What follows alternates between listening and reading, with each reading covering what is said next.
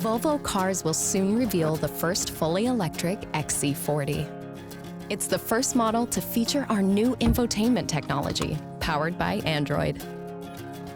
An open-source operating system offers more apps and services for drivers to enjoy.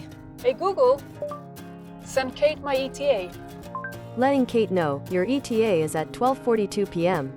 Google Assistant allows drivers to control in-car functions by voice. But if you leave again, just take me there with you.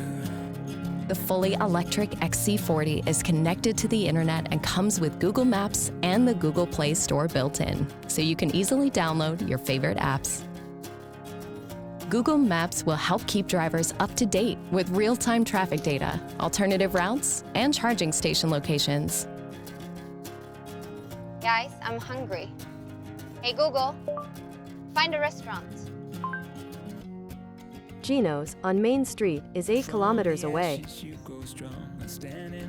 The new Android-based infotainment system is fully integrated with Volvo On Call, offering features such as monitoring battery level, remote locking and unlocking, and car sharing via a digital key. But if you leave again, just take me there with you.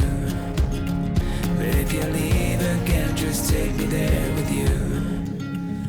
Whoa.